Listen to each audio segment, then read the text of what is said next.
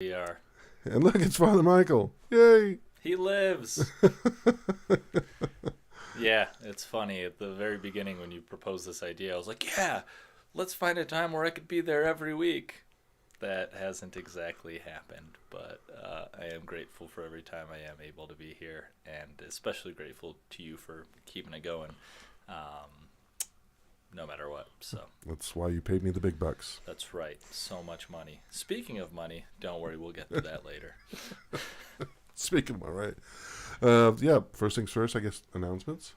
It's usually what we do. I don't think I did that last week. I think we John Wayne'd it with the pro-life. How did the pro-life event go Saturday? Oh, it went great. Was it? It was, yeah. It was a very very good time. Some powerful testimonies from our speakers that came down from Albuquerque for it, and it wasn't the type of event that's meant to kind of push politics as much as remind us these are human beings involved, and how can we serve with truth and love every single person involved. So the baby, the woman, the family, everybody. And yeah, it was good. It was not hugely attended. I think if we had been advertising it for months and months, we would have probably gotten more of a turnout. But those who were there, I think, benefited quite a bit. And for only spreading the word for a couple of weeks, it was more attended than I thought it would be. Oh, great, wonderful, wonderful. Let's see. Okay, moving on to another. I'm glad that that went very well. Let's see. Checking the announcements. This is mostly the same stuff from us. So the only thing I think we got coming up is, let's see. We're doing a pro-life walk January 21st. Oh yeah, That's this weekend. that's right. So Is that Saturday? that's this Saturday. It's going to be Yeah. cool Saturday. Dressed for the weather. Dress for the weather, absolutely. So you might be familiar with the March for Life in Washington D.C. It's one of the most underreported, biggest gatherings in the U.S., where there were upwards of 1 million people that Oh, would yeah. show up for things, and they'd be like, several thousand people showed up, which technically is true. It is several hundred thousand that Oh, yeah. makes up 1 million.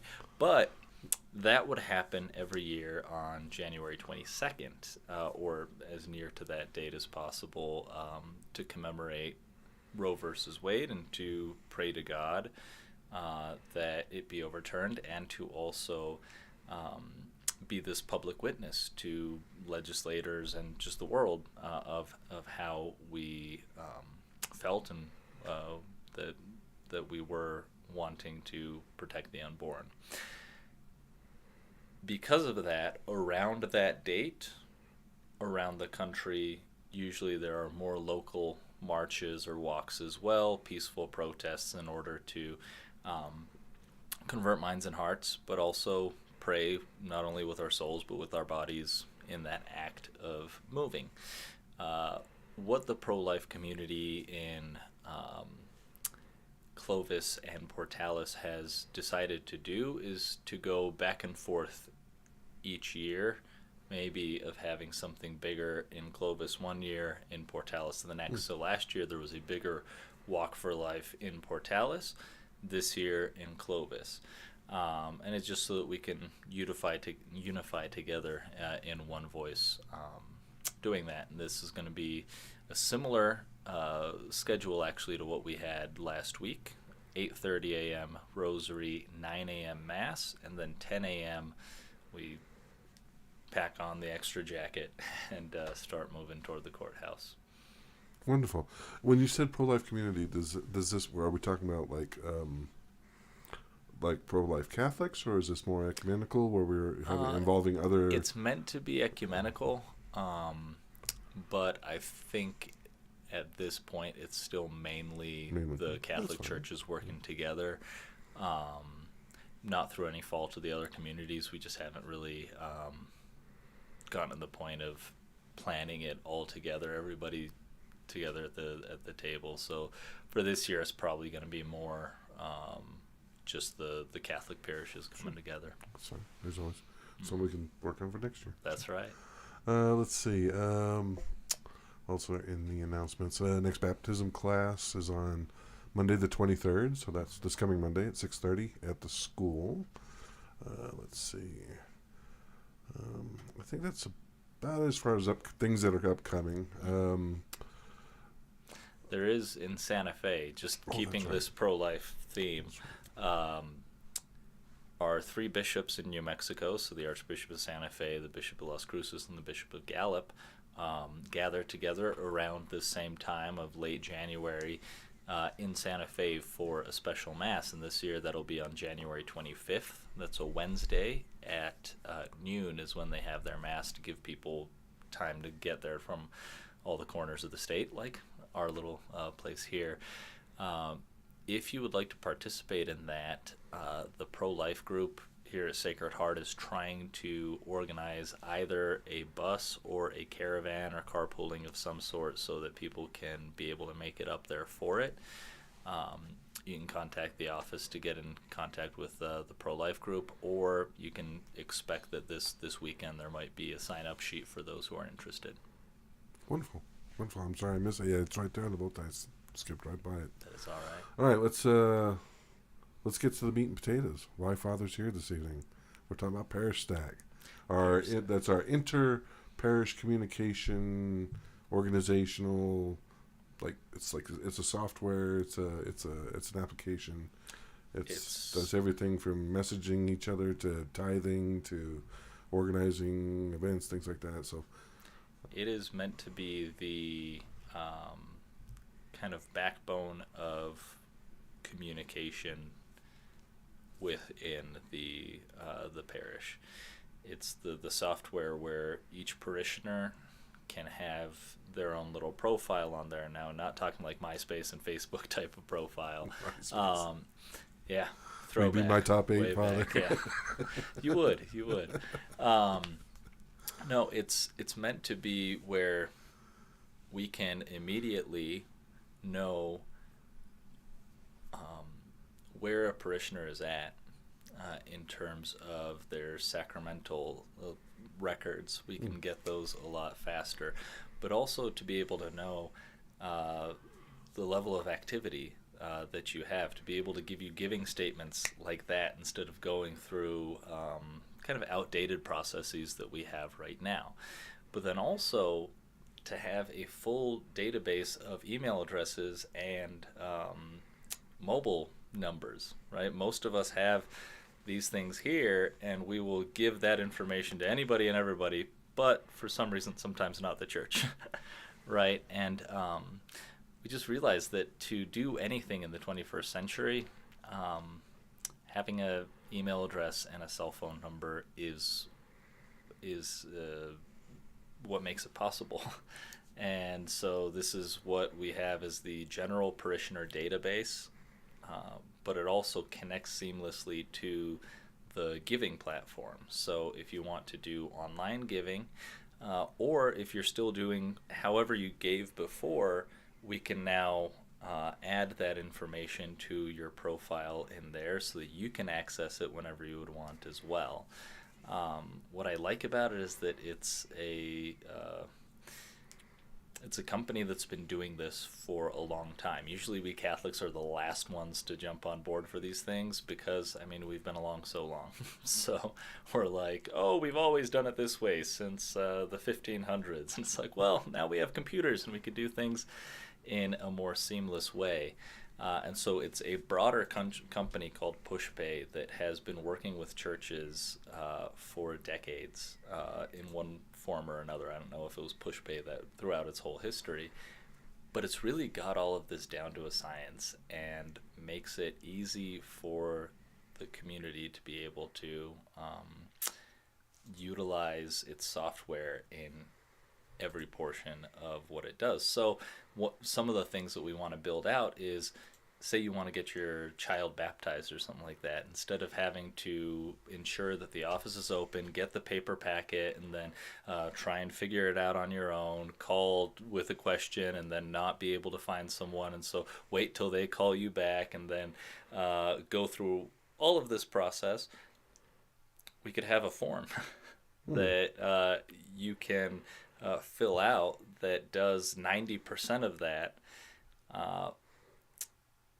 and we're able to kind of make that whole process a lot more pain-free than maybe it has been in the past. And to have that for so many different things like mass intentions or signing your children up for religious education, being able to at a glance see your child's attendance record, or when classes are going to be canceled, when they won't, to be able to have that one place that you can go to get all of that instead of having to search through, did they email that or not? We would be able to have all of that together on an app eventually, but then also on the website that would integrate with this seamlessly. The problem to us building this out is that we just don't have enough parishioner info to be able to start actually utilizing it. The stuff that we need is email address and mobile phone number more than anything. So we got to start with the basics. Start with the basics. Yep. Okay. So, so on this video, in the description of the video, there's a link. We put in a link. So this is how everybody out here who's watching this is like, well, what do I do next? Well, there's the link in the description of this video. That's where you go to. And Father, it's just like I said. I think the first thing it does is it pops up, and it's I wouldn't say it's you put in a dollar. You basically put a dollar in it. It's a trap, is what it is. Yeah, it's a trap. No, it's our giving link. And you might say like, whoa, Father, you just said email address and phone number. Now you want my money? I mean, yeah, the church can take. We can use every penny that you have to give. So I'm not going to say no to that. But this is because once somebody makes an online payment, that is the most seamless way to gather their up-to-date info regarding email address and phone number, because you have to put that in. And it automatically creates a profile for you that brings together the two sides of this software. One is the financial side, the other is the communication. If we just do the communication, then there's a lot of manual work in trying to then build up a financial profile as well. But if you do the financial, which is as much as just giving $1, and really, if you can't give $1 right now, as I said at the masses, I will give you $1 back, and in fact, I'll make it $1.50, right? So you'll make money on this deal. And for inflation, you know what? I'll make it $2. So you give $1 online, I give you $2 in cash. But if you do that, then it automatically creates a profile with your updated info in there, and it just makes our job a lot easier. And I'd just be very grateful for it. So here I am, internet begging, which now that I have the opportunity, this is me internet begging. If you ever get an email or a text message asking for gift cards or anything like that, that's not me. That's a common scam that happens in a lot of different organizations, but unfortunately very frequently churches. That's one of the things that we're trying to avoid with having like this one system through which you pay, this one way that we communicate, is so that you don't have to wonder, oh gosh, is this coming from Father or not? It's like, no, you will know that the only way that we ever ask for online payment will be through this secure system in PushPay. You won't have to wonder, is it a scam or is it not? Because we're able to not reach you through 4 or 5 different platforms that we're using right now, but just this one. And so we also want people to have that peace of mind. Very good, very good. We've actually got a question on the chat, which is because we don't usually get a lot of feedback. There we go. Way to go, questioner. It's from Matt and Rachel Clark. It's on Facebook. They're offering a suggestion. They're saying, is there any way for those that are not tech savvy, can we set up some computers in the gym after masses, maybe to help them or help those to take or get their info, basically, or I guess if they're not comfortable trying to, I guess, do the way we were suggesting. And I suppose there's some, maybe, well, I don't want to classify anyway, but I suppose there are folks that are not tech comfortable. So the thing about Matt and Rachel Clark is that they are brilliant, and that is a great idea, and I absolutely think that we should. Now, I mean, you all have my number, and so you can call me afterwards about whether you're on the side of things of saying we would love to help out, or on the side of things of like, we'd really like some help. Because if you'd like to help out, then let's plan this out, and you two can be kind of the. I don't want to like punish people for having good ideas by saying now you have to do it, but I mean you could at least help me plan it out. If not, if anybody out there is watching and says, "Dude, this stuff comes so naturally to me," awesome. Then let's plan a weekend that we can do that we can utilize the gym for it. And it might be just 5 or 6 people that show up and need that help. Well, that's great. That's 5 or 6 people that were helped out. Or it might be a way bigger number than we thought that are like kind of going in there saying, yeah, so actually I don't really know. I was going to say, oh, it's Matt and Rich Clark. They're replying by, and it just says, "Help out!" Exclamation point. But then again, it's like, oh, they want to help out, or no, they definitely need help out. Help out.